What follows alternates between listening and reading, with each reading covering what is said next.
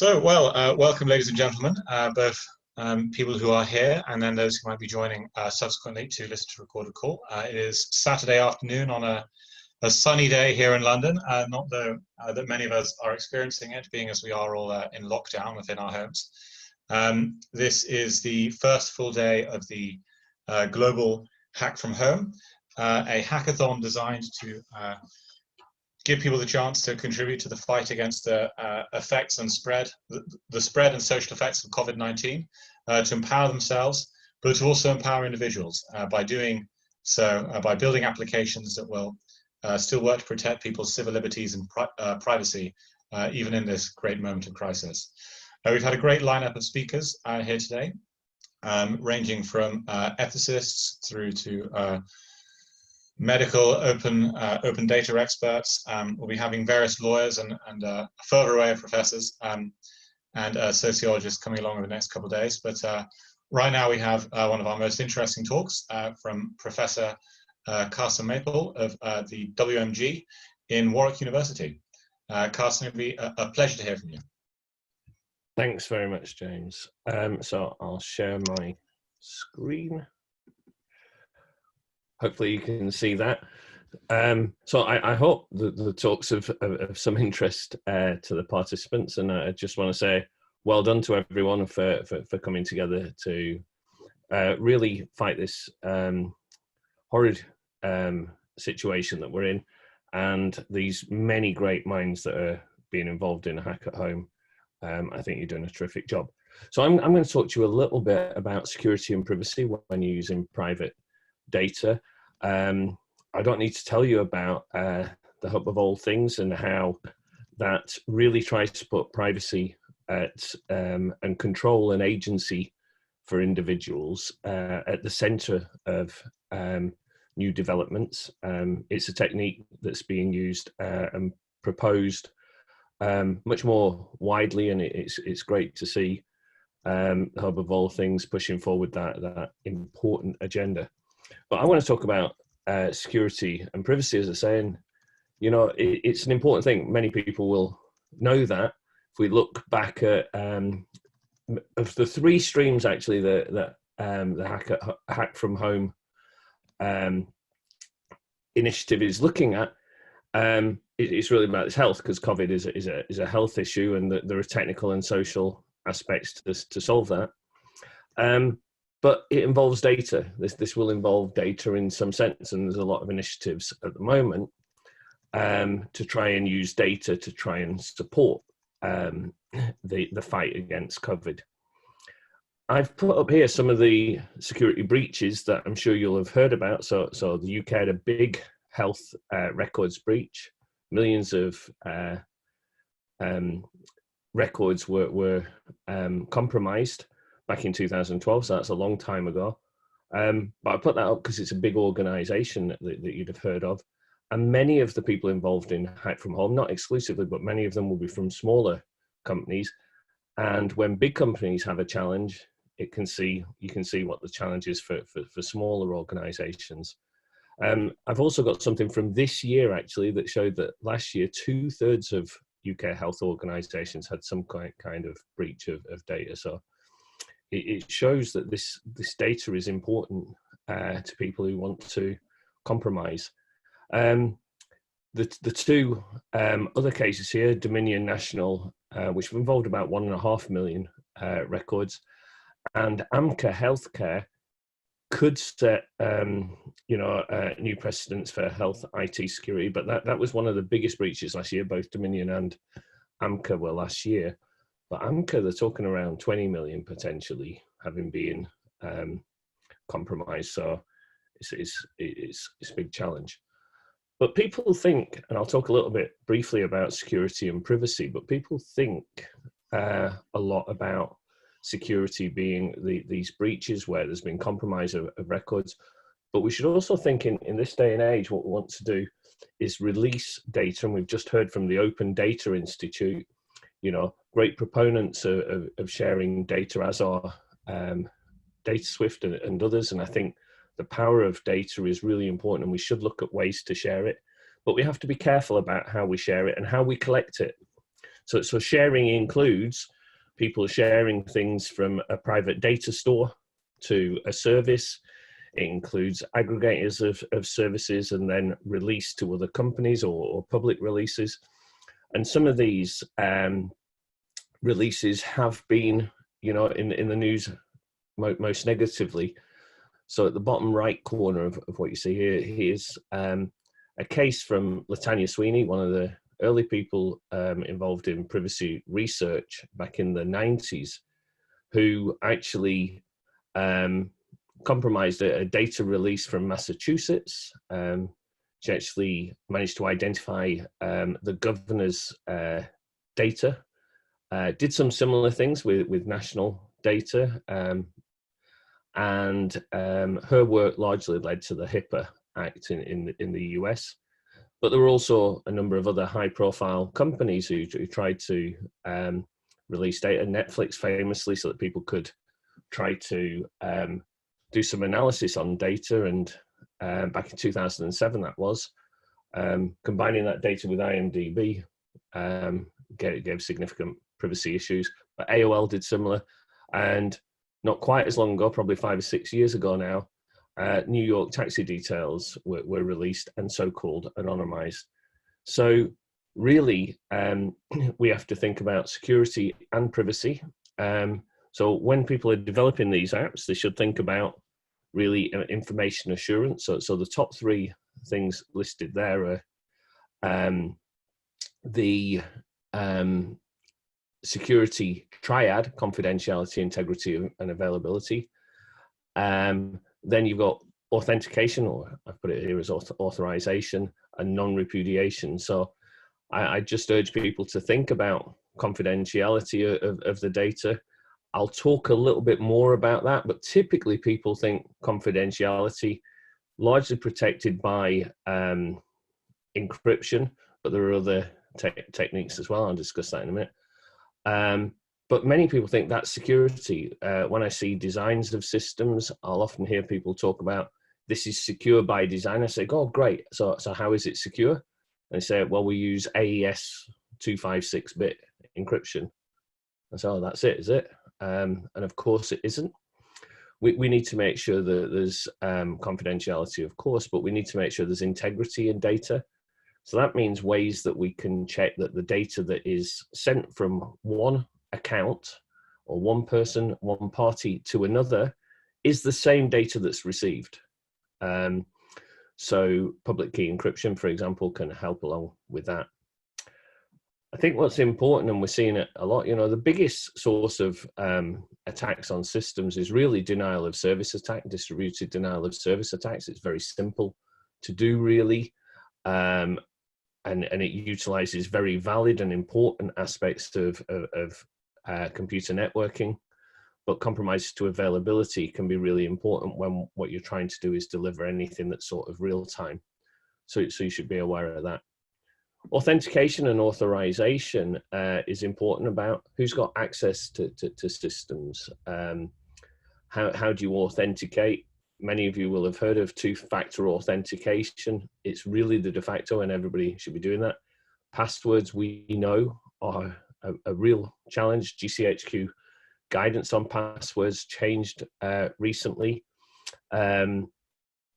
So really making sure that authentication is properly used, and access controls and authorization is important to think about when you're handling data. And finally, non-repudiation, and that means that you can't really deny something. So if one party sends something to another party, it can't be denied that it was sent by that party, and the receipt of that exchange cannot be denied either. And again, public key encryption, public key infrastructure helps with that. But more important, and one thing I want to talk to you about today, and I'll talk in a bit more detail on one of these, is privacy of data. So we've had the ODI just speak, and ethics is a massive issue. There's lots of different facets: transparency of decisions, algorithmic bias or bias in data sources, as we heard on the Pokemon Go issue. But with privacy, the things that we've typically thought of before, a number of years ago, was data in transit. So if I'm sending information, am I using a secure channel? Am I using encryption typically for data at rest? But there are two things that people are looking at now, which is how about data in computation and data in release? How about when I release data, can I have some kind of assurance that I'm not compromising privacy? And there are various techniques for this bottom point here about computation. So trusted execution environments, people will have heard of. That you'll use them without knowing it. If you've got a mobile phone, for example, there are trusted execution environments in there. Any cloud computing will use that. And techniques for data and release. And these are the things that I'm going to talk about a little bit more. And I'll give a little bit of a primer. It's not possible to go into significant detail, but I will give a primer, and I'll also give details of something that Google released last year for sharing of data. So there are a number of techniques for private data release and sharing and for privacy. So the hub of all things actually is mentioned with a number of other technologies in a Royal Society report from last year. There were 5 people on a working group from the Royal Society, myself and Irene Ung, who's another professor in WMG and is the chief exec of DataSwift. We are both fellows of the Alan Turing Institute in the UK, so the National Institute for Data Science and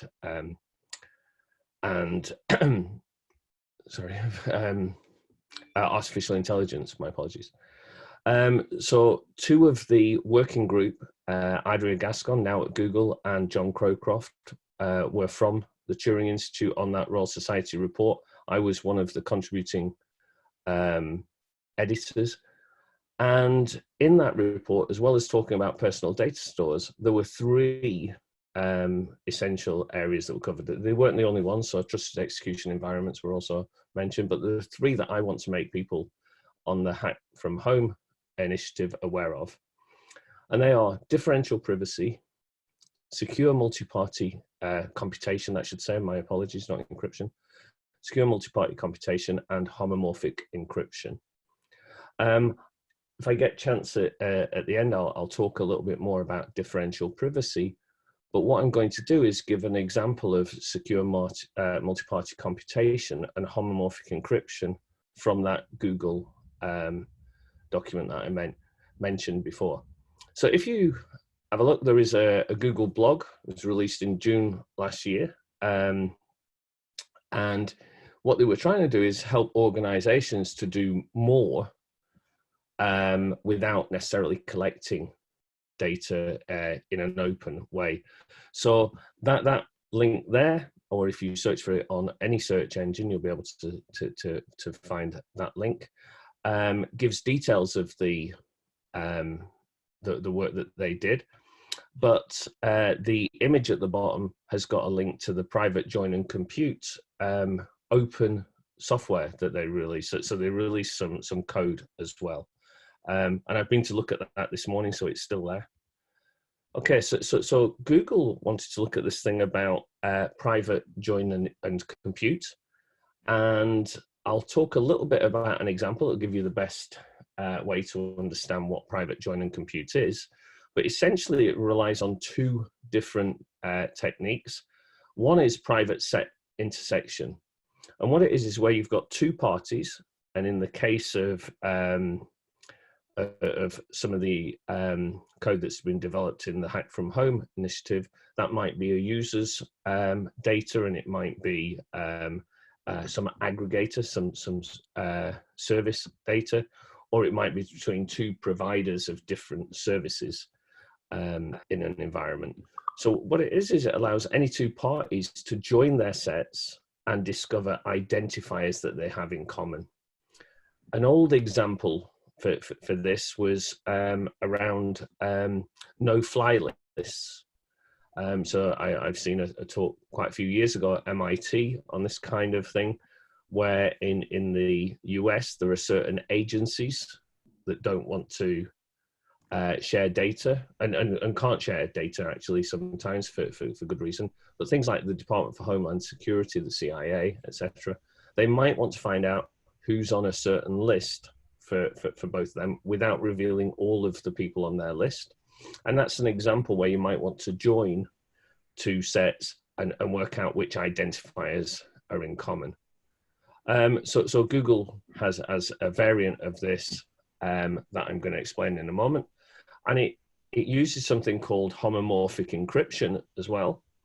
So homomorphic encryption is a type of encryption where you can actually perform functions on encrypted data, and it preserves the privacy of that raw data. So one example would be, and this is one that I'm going to show you in a minute, you take, let's just say a number, but it could be any piece of data. You take a number, so let's say that's 4. I encrypt the 4. I also encrypt another number, 5. I want to add those two numbers together, but they're encrypted. Homomorphic encryption is a way that I can just add the encrypted versions together, and then whoever has got the key, I don't know that this was 4 that was encrypted or this was 5, but when I add them together, the result is actually the same as what 9 would be encrypted. So whoever's got the key can unlock that and find out that the number was 9. So they're the two techniques that are going to be used. So what I'm going to do now is I'm going to stop sharing this screen, and I'm going to go to a document that you can download from that site that I just mentioned before.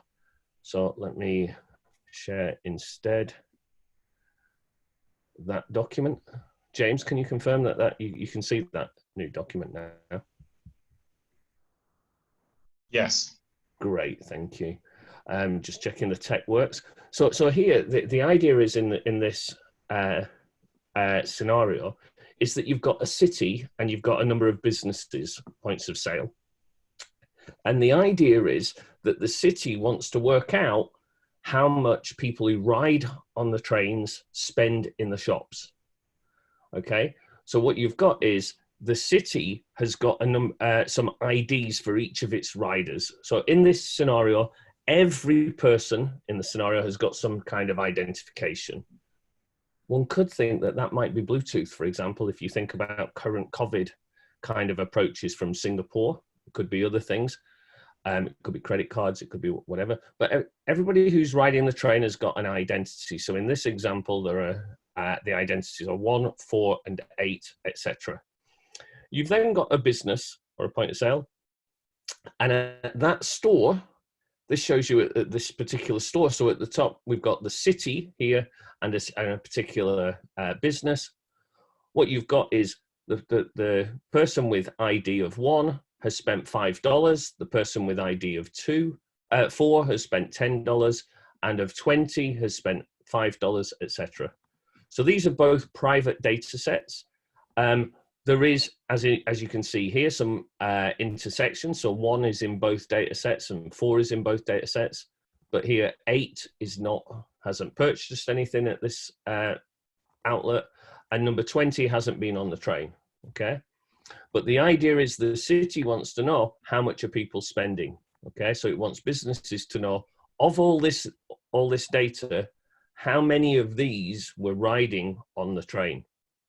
So what we do is we use some encryption. So what happens is that the city takes these train riders and it encrypts its data. Yeah, so it encrypts each of these row by row, and it's colored with a yellow key just to make it easy. But this is the train has got this key, and what happens at the business side is they encrypt with one key all of the identities, and with a different key all of the values, but they keep the rows as they were, so that integrity remains. So you've got 3 keys in play. One is the train rider's key from the city. One is the purchaser's identity, which is blue, and the values that are encrypted with red.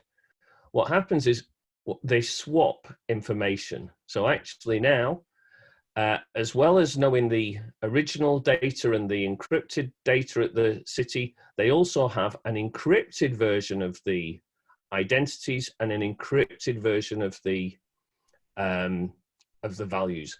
So the city cannot decrypt that. It's an assumption that we use. Oops. So let's go back up. And similarly, the business receives an encrypted versions of the identities of the train riders. What we do now is we do a second encryption. So you can see that with a yellow padlock and a blue padlock, the train can actually, the city can actually encrypt this data because it has this yellow key and padlock pair. So now you get these purchases that are double encrypted. So 1, 4, and 20 is double encrypted with yellow and blue. Similarly, the business can encrypt the train rider's detail, and that was encrypted first of all with the yellow key, because that's how it was received, and they encrypt it with the blue key. To add a little bit of privacy, this data is shuffled because it prevents people working out, if you were to compare the two lists in a moment, yeah, it prevents people working out whereabouts in the list there were matches. One thing that's important here is that the encryption, not only, one thing that's important about the encryption is it should not matter which order you encrypt in. So blue then yellow is the same as yellow then blue, okay? So now what the city can do is simply, it has this, from its own most recent encryption with that yellow key, it will have a double encrypted version of that number 1, and it just compares it to this newly received data and says, how many matches are there? It's got no idea to work out that this is a 1, but it can work out that it features in this data set. Similarly, it can work out that this number in the first column, as was received in the shuffled set, does not feature in this data set. Then what the city does is simply says, let's look for all of the double encrypted values here that were in this set as well, and we will take these values and add them up. Okay, so what it's doing now is it adds up the encrypted values here. So it takes an encrypted $5 and adds it to an encrypted $10. It doesn't know that it's 5 and 10, but what it can do is just add them up. It's simple addition, yeah. And then what it does now is says there were 2 people that were riding the train and purchasing in the store. It knows that because it just needs to add up how many rows there were. And it knows there is an encrypted value. It's no idea that this is 15. It just has performed a sum on it. What it can then do is take that and send it back to the business. The business now knows that there were 2 riders because that's sent in plain. And it knows that this encrypted value is the value of all purchases. So because the business has the red key, it can decrypt and work out that the total sum of purchases were 15. Okay, so that's the Google private join and compute. That's available in GitHub, as I said. The one thing is there are security issues with it. If you look, it's possible that this sum, if you think about a very small set, could only have come from adding up 2 different numbers, right? So it's possible that you can work out in small data sets which of the riders it was. But if you've got large enough data sets, it will be protected. There are other small issues with this. We've done an analysis last year of this, but not published it. But basically, it provides a technique by which you can privately share data between, in this case, a business and a city. But in the case for people on the Hack From Home, it could be a way that data is shared between services or users in a central site. I think that takes me to about 26 minutes past. So I think I'm pretty much out of time, but I'm happy to take any questions. And I've also got a few slides on differential privacy, which I didn't have time to go over, but I can make available. Interesting. Well, I mean, thank you so much for that. Guys, if you have any questions, please do free to fire them forward, and we'll speak to them. In terms of thinking through the systems that are being built at the moment through the hackathon, how rapidly and easily do you think small app builders would be able to use a system such as the one was being described? You mentioned it was up on GitHub, but then you mentioned that perhaps there might be a site security issue for smaller data sets. I mean, I suppose there's two questions there. There's complexity of putting it into your system, and then there's quite how small is a small data set in terms of what we might be worrying about. Yeah, so whenever we're talking about small data sets, there is a challenge, because the one thing is that one can think of privacy in some ways as safety in numbers, right? So the more people there are, it can be easier, and the less fields you have, it can be easier. That issue that we saw that I mentioned that led to HIPAA was because there were a lot of fields, and if you look at all of the fields, the chances of uniquely identifying someone increase. So with releases of medical data, for example, those early cases, what happened, there was large data sets, but by the time you look at, postcode, age, and things like that, and especially because it was date of birth that was released, then it very quickly, in that case of the Massachusetts, there were only 6 people with the date of birth of the governor, and only 1 in his postcode with that date. So she could work out exactly what the medical records were. So 2 ways. One is if there are small data sets or there are many different fields, your likelihood of being re-identified are high, and that's what you have to live with. But we can do things like privacy impact assessments, and we can do privacy modeling. What we do is we have actors that we say might be honest but curious. So we try and re-identify, or at least discover as much information as we can, and that's what people should do.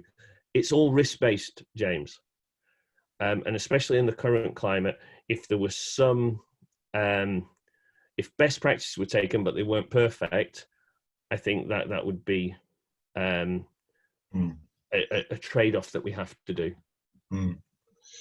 Yes, I mean, when you look at quite how much sharing there's been of quite identifiable information around the world, and I suppose at best just having a slightly better best practice is possibly all that can be offered.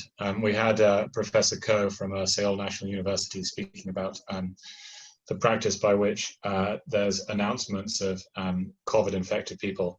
Obviously, this isn't quite an encryption matter, but just in terms of them claiming that it was anonymized. But if it's a particular individual of a particular age who lives in a particular neighborhood and tends to shop in particular shops, not so hard. It doesn't need a highly sophisticated algorithm to work that out necessarily. Now we've had 2 questions come through. Let's see. So someone calling himself SHP has asked, how do people normally encrypt medical conditions instead of numerical value and have good inference in aggregate? And this is including on such data points as blood pressure, oxygen count, and then how that combines with other personal details such as age and existing condition. Yeah, so there's a number of ways. It all depends what you want to use the data for, right? So one of the things that's been developed before is something called K-anonymity.